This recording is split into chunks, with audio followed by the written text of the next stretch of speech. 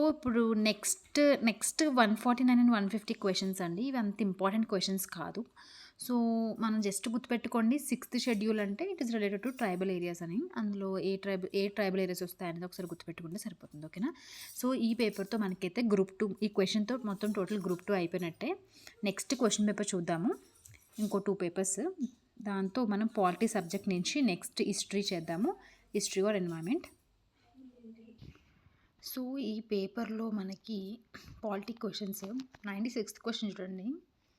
వాడేమడిగాడంటే, under article 15 of the Indian constitution the state cannot make special policies of protective discrimination for the welfare of women అడిగారు. So, ఎవరెవరికి చేయొచ్చు అని చెప్పిందంటే article 15 విమెన్‌కి చేయొచ్చు, చిల్డ్రన్‌కి చేయొచ్చు and socially and educationally not economically socially and educationally backward క్లాసెస్‌కి కూడా protective discrimination చేయొచ్చు. But not for the aged persons. Okay. So, article 15 అనేది మనకి ఫండమెంటల్ రైట్స్. నోట్ డౌన్ చేసుకోండి. ఫండమెంటల్ రైట్స్ అనే కాన్సెప్ట్‌ని కూడా అందులో ఉన్న ప్రతి ఆర్టికల్ కూడా మనకి గుర్తుండాలి. Which of the following articles of part 2 of the constitution of India deal with citizenship. So, డైరెక్ట్‌గా పార్ట్స్ నుంచి ఇచ్చేసారు. So, part 1 union and territories గురించి ఉంటుంది. పార్ట్ 2 అనే సిటిజన్షిప్ గురించి ఉంటుంది. పార్ట్ 3 ఫండమెంటల్ రైట్స్ గురించి ఉంటుంది. పార్ట్ 4 డిపిఎస్పి గురించి ఉంటుంది. పార్ట్ 4A ఫండమెంటల్ డ్యూటీస్ గురించి ఉంటుంది. పార్ట్ 5 యూనియన్ గురించి ఉంటుంది. ఓకేనా?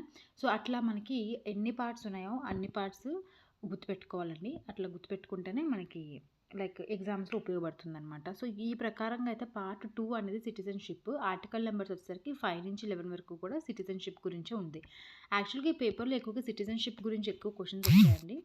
సో, మనం గుర్తుపెట్టుకోవాలి. So, next question directive principles resemble the instrument of instructions enumerated in which government of India act అని అడిగారు. So, government of India act 1935లో అయితే మనకి ఇన్స్ట్రుమెంట్ ఆఫ్ ఇన్‌స్ట్రక్షన్స్ అని చెప్పేసి కొన్ని ఉంటాయండి.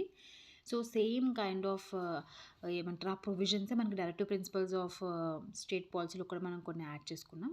సో, మనకి అట్లా గుర్తుపెట్టుకోండి. అట్లా మనకి ఆబ్జెక్టివ్ రిజల్యూషన్ అనగానే మనకి ప్రియాంబుల్ గుర్తు రావాలి. ఓకేనా? Next how many fundamental rights were demanded for the Indians by the Commonwealth of India bill 1925. కొంచెం లైక్ ఇంకా పాతదనమాట. ఎప్పుడో అడుగుతున్నాడు. ఆ టైంలో మనకి ఇండియన్ బిల్ 1925లో ఎన్ని ఫండమెంటల్ రైట్స్ మనం డిమాండ్ చేసామని 7. సో, మనకు చెప్పండి ప్రెజెంట్ మనకి ఎన్ని ఫండమెంటల్ రైట్స్ ఉన్నాయి? Which of the following articles of Indian constitution guarantees freedom of conscience. So, article 25 అనేది మనకి it is guaranteeing the freedom of conscience. యాక్చువల్‌గా మనకి ఏంటంటే ఆర్టికల్ 25 నుంచి 28 25, 26, 27, 28 వరకు మనకి 28 వరకు కూడా right to freedom of religion అని చెప్పేసి మొత్తం అన్నీ కూడా రిలీజియన్‌కి సంబంధించినవి ఉంటాయన్నమాట. సో, ఆర్టికల్ 17 అయితే మనకి అన్‌టచబిలిటీని మనము ఏమంటారు అన్‌టచబిలిటీ అనేది ఉండకూడదు అని చెప్పి ఆర్టికల్ 17 చెప్తుంది. ఆర్టికల్ 18 ఏం చెప్తుంది? టైటిల్స్ ఏవైతే ఉంటాయో మనకి రాజాది రాజా, రాజమాత ఇలాంటివి ఉంటాయి కదండీ! అలాంటి టైటిల్స్ అన్నీ యూజ్ చేయకూడదని చెప్పి ఆర్టికల్ 18 చెప్తుందనమాట. సో, ఆర్టికల్ 17 దేనికి చాలా important article. Article 17 is abolition of untouchability. Article 21 right to life. Okay. Article 29 ఏంటి? ఎవరికైనా గుర్తుంటే అది కామెంట్ సెక్షన్‌లో చెప్పండి. అదేంటంటే మనకి ఎస్సీ, ఎస్టీ వాళ్ళకి సంబంధించిందనమాట అది. వాళ్ళ యొక్క కల్చర్‌ని పోగొట్టుకోకుండా వాళ్ళు కాపాడుకోవచ్చు. వాళ్ళకంటూ స్పెషల్ ప్రొవిజన్స్ తీసుకోవచ్చు అని చెప్పేసి ఆర్టికల్ 29 ఉంటుందనమాట. Okay. Once check the fundamental rights ఖచ్చితంగా చాలా ఇంపార్టెంట్. అండ్ మనకి ఎన్ని ఫండమెంటల్ రైట్స్ ఉన్నాయో కూడా కామెంట్ చేయండి. As per the citizenship act of 1955 how many modes are there for acquiring the Indian citizenship? మనకి 5 మోడ్స్ ఉన్నాయన్నమాట. 5 అంటే లైక్ న్యాచురలైజేషన్ అని చెప్పేసి కొన్ని ఉంటుంది. సో, అట్లా మనకు ఉంటాయి. బై బర్త్ అలా మనకి సిటిజన్షిప్ వస్తుంది. సో, అట్లా ఒక 5 మోడ్స్ ఉంటాయి. While the like by through which we are acquiring the Indian citizenship. So, next question వచ్చేసరికి in which of the following years was the citizenship act 1955 as enacted by the parliament not amended? Okay. ఎప్పుడు enact చేశారంటే 2008. Next which constitution amendment act extended the jurisdiction of high courts to union territories? చాలా important. So, 7th constitution amendment act ద్వారానే మనము ఒక high court మిగతా అంటే ఇప్పుడు for example తీసుకుందాము. లైక్ చండీగఢ్ ఉంది కదా పంజాబ్, దానికి కామన్గా ఒక హైకోర్టు అనేది ఉంది. అట్లనే మనకి మెయిన్ ఇంపార్టెంట్ అండి, గుర్తురాట్లేదేంటి నాకు. ఎస్, అండమాన్ నికోబార్ ఉంది. అండమాన్ నికోబార్ అనేది ఒక యూనియన్ టెరిటరీ. దానికి కూడా స్పెషల్ హైకోర్టు ఉందా అంటే అక్కడ లేదు. కానీ అది చెన్నై హైకోర్టు ఏదైతే ఉందో, చెన్నై అంటున్నాను, తమిళనాడు హైకోర్టుకి పరిధిలోకి వస్తుందన్నమాట. అట్లా మనకి కేరళకు సంబంధించింది పాండుచేరి అంటున్నానంటే. సో సారీ ఫుల్ కన్ఫ్యూజ్ అయిపోయాను. ఒకసారి క్లారిటీగా చెప్తాను, గుర్తుపెట్టుకోండి. సో మనకి జనరల్గా 7th కాన్స్టిట్యూషనల్ అమెండ్మెంట్ యాక్ట్ ద్వారా ఒక హైకోర్టు అనేది ఇంకొక యూనియన్ టెరిటరీ కూడా అది దాని అంటే లైక్ హైకోర్టు అనేది వర్తిస్తుంది అనమాట. అంటే ఇప్పుడు ఫర్ ఎగ్జాంపుల్ ఇందాక అండమాన్ నికోబార్ మీకు ఏం చెప్పున్నాను, చెన్నై ఆర్ తమిళనాడు అన్నాను. అది కాదు. అండమాన్ నికోబార్ అంటే మనకి కలకత్తా అంటే కోల్కతాకు సంబంధించిన హైకోర్టు పరిధిలోకి వస్తుంది. అట్లా మనకి లక్షద్వీప్ అనుకోండి, మనకి కేరళ యొక్క హైకోర్టు పరిధిలోకి వస్తుంది. అలా గోవా అనుకుంటే మనకి బాంబే హైకోర్టు అండర్లోకి వస్తుంది. అట్లా ఇందాక చెప్పాను కదండి, సేమ్ లైక్ చండీగఢ్ అనేది అది మనకి పంజాబ్ హర్యానా హైకోర్టు అండర్లోకి వస్తుందన్నమాట. సో గుర్తుపెట్టుకోండి, చిన్న కన్ఫ్యూషన్ వల్ల ఇందాక తమిళనాడు అని చెప్పాను, ఇట్స్ రాంగ్. ఓకే, సో ఇట్లా అనమాట. 7th కాన్స్టిట్యూషనల్ అమెండ్మెంట్ యాక్ట్ ద్వారా ఒక హైకోర్టు అనేది మిగతా కొన్ని వాటిని కూడా ఆ పరిధిలోకి తీసుకుంటుంది అని చెప్పేసి ఈ హైకోర్టు అనేది దాని యొక్క జ్యురిడిక్షన్ని, దాని యొక్క పవర్ని ఎక్స్టెండ్ చేస్తుంది అనమాట. ఓకే, ఈ అమెండ్మెంట్ యాక్ట్ అనేది చాలా important. Next, fundamental rights are both natural as well as legal. Fundamental rights అవును మనకి like right to life is a natural fundamental right ఎవరికైనా. Okay, so it's both natural as well as a legal. They primarily protect the individuals and minority groups from arbitrary prejudicials and state action. అంతే కదా. సో state యొక్క arbitrary actions నుంచి కాపాడడానికే మెయిన్గా మనకి తీసుకొచ్చారు ఫండమెంటల్ రైట్స్ అనేవి. నెక్స్ట్, డైరెక్టివ్ ప్రిన్సిపల్స్ గురించి మళ్ళీ అడిగారు. So the origin of directive principles of state policy can be traded to Karachi resolution and socialist and nationalist ideas which were prevalent from the 1920s in India. Next option, Hindu outlook and Gandhian ideas also influence the decision to include provisions of social, economic and political development of people under the directive principles. ఇది కూడా కరెక్టేనండి, కొంచెం ఏమంటారు application type of question అనమాట. So I think directive principles గురించి ఇంత depth మనకు అవసరం లేదు. Obviously we know like DPSP చదువుతున్నప్పుడు we will study the socialist kind, liberal kind and Gandhian kind of ideas. Okay, so next question, which of the following statements are correct about the National Human Rights Commission? So national human rights commission is a constitutional body. ఎక్కడ కూడా మనం mention చేయలేదు, ఏ article కూడా national human rights commission గురించి లేదు. కాబట్టి it is not a constitutional body. ఒక act ద్వారా మనం తీసుకుని వచ్చాము. సో అది ఒక statutory body. It was established in 1994 under a legislation enacted by the parliament, namely the protection of human rights act 1994 అన్నారు. ఐ థింక్ ఇట్స్ 1993, అందుకే wrong ఇచ్చారు. ఒక్కసారి నాకు ఇయర్ అనేది కమెంట్ చేయండి ఎవరైనా. ఓకేనా. నెక్స్ట్, ఫండమెంటల్ డ్యూటీస్ గురించి అడుగుతున్నారు. Swaran Singh committee on fundamental duties, చాలా important committee. The committee suggested 8 items to be incorporated in the constitution as the fundamental duties of the citizens. కరెక్టేనండి. To observe casteism in any form was one of the recommendation. అలాంటి recommendation ఏమీ అతను ఇవ్వలేదు. సో మనకి option 1 is only the correct answer. Next, article 10 and main provisions ఏంటి అని, so like దాని ఒక మెయిన్ ప్రొవిజన్ ఏంటంటే ఆర్టికల్ 10 అనేది continuance of the rights of citizenship articles. Article 8 అనేది మనకి rights of citizenship of certain persons of Indian origin residing outside. Article 9 ఏంటి, persons voluntarily acquiring the citizenship of a foreign state not be citizens అని చెప్పేసి అంటే terminate అయిపోతుంది అనమాట. Okay, if they are voluntarily acquiring the foreign citizenship, అప్పుడు Indian citizenship అనేది terminate అయిపోతుంది. అది ఆర్టికల్ 9 అనేది చెప్తుంది. అండ్ దాన్ని మనకి ఏమంటారు, ఎందుకు అట్లా అవుతుందని, బికాస్ ఇండియా అనేది సింగిల్ సిటిజన్షిప్ని మెయింటైన్ చేస్తుంది కాబట్టి. Article 5 citizenship at the commencement of the constitution article. Okay, ఇవన్నీ కూడా సిటిజన్షిప్కి సంబంధించిన ఆర్టికల్స్ అండి, గుర్తుపెట్టుకోండి. మనకి పార్ట్ 2లోని మనకి సిటిజన్షిప్ అనేది వస్తుంది. ఓకేనా. నెక్స్ట్ చూద్దాము, ఎన్ఆర్ఐ. ఐ థింక్ ఇట్స్ చాలా ఎక్స్ట్రా అనమాట ఇవంతా కూడా. ఒకసారి చూద్దాం. ఎన్ఆర్ఐస్ అనేది అవుతుందో కామన్వెల్త్ ఆఫ్ నేషన్స్, వాళ్ళు దేనికి వస్తారంటే an Indian citizen who is ordinarily residing outside India and holds an Indian passport. So జనరల్గా వాళ్ళు బయట ఉంటున్నారు, but they have Indian passport, then they are called as NRIs. Okay, non resident Indian. Next persons of Indian origin, PIO అని అంటాము. So వాళ్ళు ఏంటంటే person who are any of ancestors was an Indian national. So అతను కానీ అతని like వాళ్ళ యొక్క ancestors ఎవరైనా ఇండియన్ నేషనల్స్ ఉంటే వాళ్ళని మనం పర్సన్స్ ఆఫ్ ఇండియన్ ఆరిజిన్ అని అంటాం. Okay, overseas citizen of India అని అంటాము. ఎవరిని ఏ person registered as an overseas citizen of India card holder. Okay, under the citizenship act 1955. So ఆ కార్డ్ హోల్డర్ ఉంటే అతను ఓవర్సీస్ సిటిజన్ ఆఫ్ ఇండియా అని చెప్పేసి మనం అంటాం. కామన్వెల్త్ సిటిజన్షిప్ అండ్ అదే కామన్వెల్త్ సిటిజన్షిప్ అని ఎవరిని అంటాం?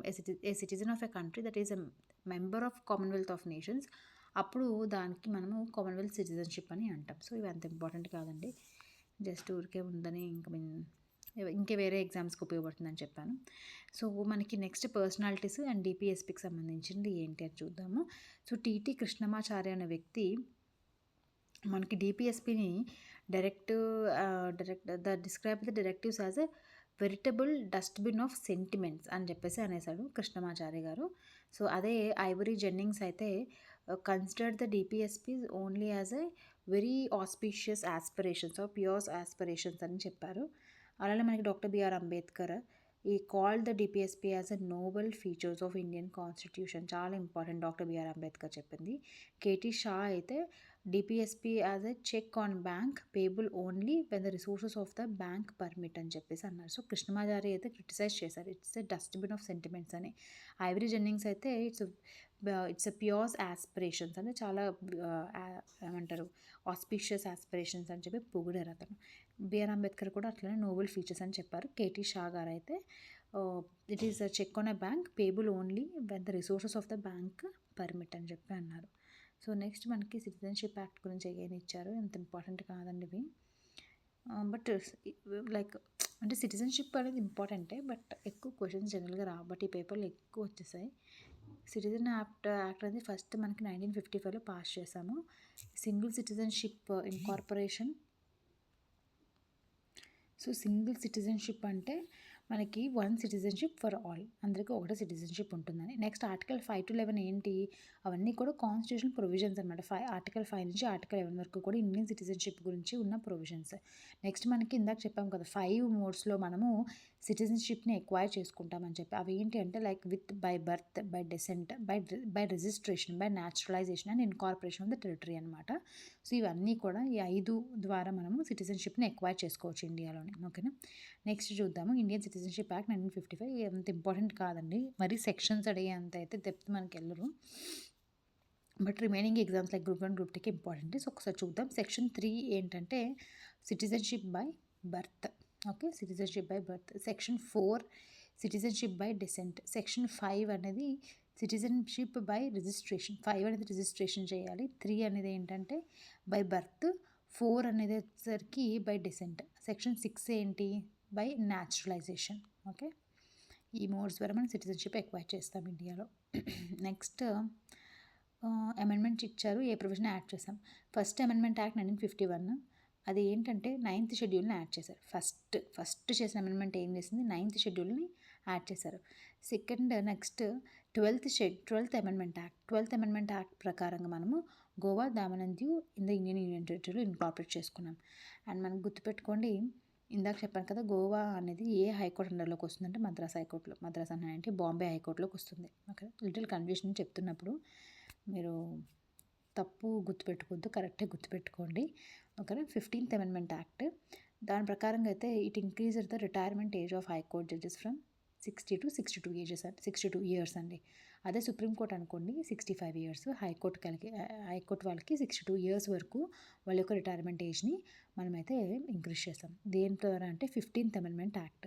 ఇవి చాలా రేర్ అమెండ్మెంట్స్ అండి అడిగేది, బట్ గుర్తుపెట్టుకోండి. ఇలాంటి ఎగ్జామ్స్ అడిగారంటే మేము ఫ్యూచర్లో అడిగే అవకాశం ఉంటుంది. ఓకే, 12th దేనికి సంబంధించింది, మనం గోవాని, దామన్ అండ్ దీవ్ని ఇండియన్ యూనియన్ టెరిటరీలోకి మనము ఇన్కార్పొరేట్ చేసాము. 15th అమెండ్మెంట్ యాక్ట్లో ఏం చేసాము, మనము హైకోర్టు యొక్క జడ్జెస్ యొక్క రిటైర్మెంట్ ఏజ్ని 60 నుంచి 62 ఇయర్స్కి పెంచాము. ఓకేనా. అలానే మనకి మనము ఓట్ చేసే హక్కు ఉంటుంది కదండీ! ఏ ఇయర్స్ లైక్ 21 ఇయర్స్ నుంచి sorry like right to vote అనేది మనము 61st కాన్స్టిట్యూషన్ అమెండ్మెంట్ యాక్ట్ ద్వారా 18 ఇయర్స్కి మనము తగ్గించాం 21 ఇయర్స్ నుంచి, అవునా? సో అది కూడా గుర్తుపెట్టుకోండి. 61 కాన్స్టిట్యూషన్ అమెండ్మెంట్ యాక్ట్. ఇక్కడ 15th అయితే హైకోర్టు జడ్జెస్ని 60 నుంచి 62కి వాళ్ళ యొక్క రిటైర్మెంట్ ఏజ్ని ఇంక్రీజ్ చేసాం. Next 24th amendment act. దీని ప్రకారంగా it affirmed the power of parliament to amend any part of the constitution. 24th amendment act. So ఏదైనా వాళ్ళు అమెండ్ చేయొచ్చు అని చెప్పేసి 24th అమెండ్మెంట్ యాక్ట్ తీసుకొచ్చాం. తర్వాత మనకి we know what the story. ఆ తర్వాత మనకి చాలా యాక్ట్స్ వచ్చిన తర్వాత కేశవానంద భారతి కేసు ఏం చెప్పిందంటే అలా కాదని చెప్పేసి అది చెప్తుంది. ఓకే, వాళ్ళు అన్నీ అమెండ్ చేసుకోవచ్చు, బట్ బేసిక్ స్ట్రక్చర్ డాక్ట్రిన్ పాటించాలని చెప్పేసి చెప్తుంది. ఓకేనా? Next, India does not allow dual citizenship. కరెక్టే, ఎందుకంటే citizenship act 1955 provides only for a single citizenship under the constitution. అందువలన మనకి ఇండియా అనేది డ్యూయల్ సిటిజన్షిప్ అనేది ఉండదు. So it is both are correct and second statement explain the first statement. మనకి citizenship act 2019 grants Indian citizenship to migrants from certain religious communities. రీసెంట్గా మనకి 2019లో పెద్ద గొడవ అయిపోయింది దీని గురించి. సో దాని గురించి అనమాట. సో కొన్ని రిలీజియస్ కమ్యూనిటీస్కి అయితే అది గ్రాంట్ చేసింది. It applies to certain religious communities who have migrated to India due to like religious persecution. So అక్కడ ఆ పర్టికులర్ రిలీజియన్స్ని ఎక్కువగా డిస్క్రిమినేట్ చేయడం వల్ల, ఎక్కువగా ఇబ్బంది పెట్టడం వల్ల వాళ్ళు మైగ్రేట్ అయిపోయి ఉంటారు. సో అలాంటి వాళ్ళందరికీ కూడా సిటిజన్షిప్ ఇస్తాము ఇక్కడ అని చెప్పేసి కొన్ని ప్రొవిజన్స్ తీసుకొచ్చింది యాక్ట్ అమెండ్మెంట్ యాక్ట్ ద్వారా. అమెండ్మెంట్ యాక్ట్ 2019 ప్రకారంగా. ఓకే, సో రెండు కరెక్టే అండ్ కరెక్ట్ ఎక్స్ప్లెనేషన్ కూడా. Okay, this is all about అంతేనండి. సో దీంతో మనకి పాలిటీ క్వశ్చన్స్ అన్నీ మొత్తం మనం చాలా క్వశ్చన్స్ చూసాము అండ్ దీని ప్రకారంగా మీకు అర్థమైపోయి ఉండాలి ఏ క్వశ్చన్స్ అనేవి ఇంపార్టెంట్ అనేసి. సో దాని ప్రకారంగా మీరైతే ప్రిపేర్ అవ్వండి. సో వీలుంటే మీరు ఏదైతే వీడియో చూస్తున్నారో దాని కింద మనం ఏమేమి టాపిక్స్ ఉన్నాయో అట్లీస్ట్ ఆ టాపిక్ నేమ్స్ అన్నీ కూడా మెన్షన్ చేసి పిన్ చేయండి. So it will be easy for us also. Okay, so next నేనైతే హిస్టరీ చేద్దాం అనుకుంటున్నాను, AP history. Then I will go with environment. Okay, so and దీంతో పాటు మనకి ఫారెస్ట్రీ కూడా చేద్దాం. ఓకేనా?